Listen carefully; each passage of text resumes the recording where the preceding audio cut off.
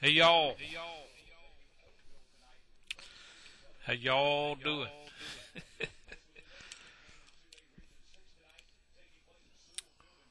Talk a little bit about hell. Regarding Michelangelo's Last Judgment painting, look at the lower part of the picture when the pitchfork men are by devils being cast into cauldrons and burning fires where hateful friends are gnawing at the skulls of the suffering sinners and where there is a hellish cannibalism going on. Let a man look at that picture and the scene which it depicts, and he sees what were the ideas which men once had of hell and a divine justice. It was a nightmare, a hideous as was ever begotten by hellish brood of men, and it was an atrocity, a slander on God. As a boy, I was given the unusual, terrifying mixture message, God is love. And if you don't believe how much He loves you,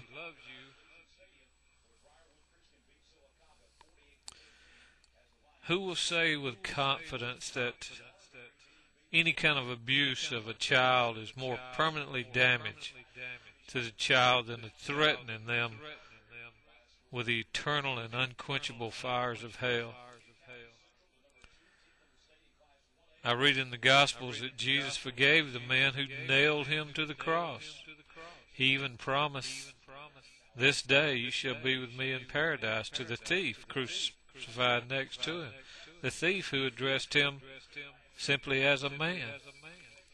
Yet today, people say this same Jesus cannot forgive my kindly old relative over there. And He won't allow her to dwell in paradise simply because her beliefs do not match Reverend so-and-so down there by the railroad track.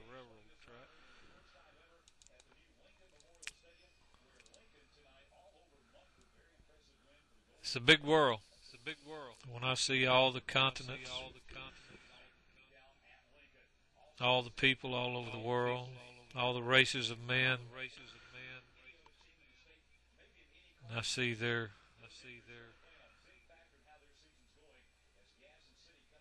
neglect, how they've been stripped, peeled, despoiled, downtrodden. If I thought that in addition to all this there was a God that was clothed in thunder and whose business it was to stand at the door where men go out of this life and crush them down into a fiery eternity of hell. Every existence of charity, of sympathy, and of love that is born in me by Christ, as it is every man, would stand crying.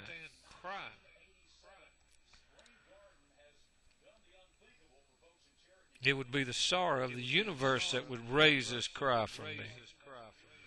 Love is not hatred or wrath, consigning billions of people to eternal torture because they have offended your ego or disobeyed your rules. Love is not obedience, conformity, and submission. That's a counterfeit love. It's a love that's contingent upon authority, punishment, or reward. True love is respect and admiration, compassion, kindness, freely given by a healthy, unafraid human being from the heart that God has given him. The future, the spiritual evolution of mankind advances, the more certain it seems to me that the path to a genuine religiosity does not lie through the fear of life or through the fear of death and blind faith, but through striving after rational knowledge. made in the image of God. All humans have a mortal sense, a judicial sentiment. Even the unredeemed cringe when the Holocaust is reviewed. Our mortal intuition rejects the idea that anyone, human or divine, who endlessly inflicts pain on another could be called good. Few people, if they really had the authority, would condemn anyone, even the worst of their enemies, to a burning, scorching torment of eternity. Yet preachers tell us that they expect God to do it.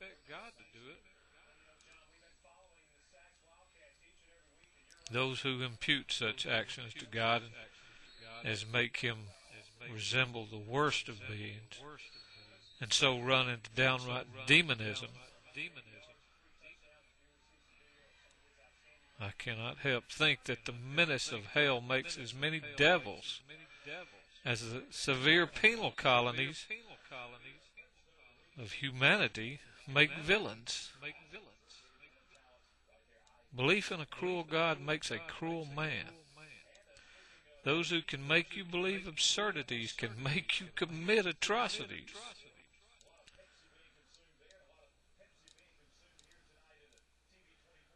And yet the same deity says to me, resist not evil.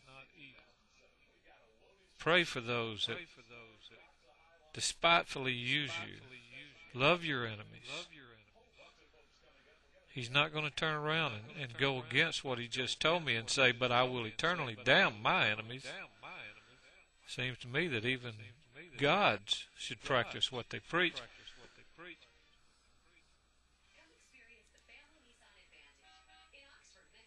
Men have ascribed to God's imperfections that they would deplore in themselves.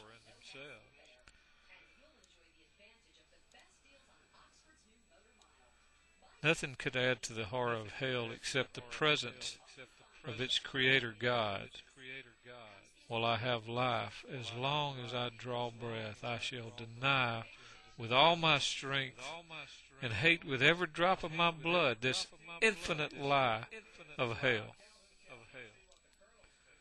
How many can believe in eternal punishment or in any soul which God has made being lost, and also believe in the love, even in the justice of God?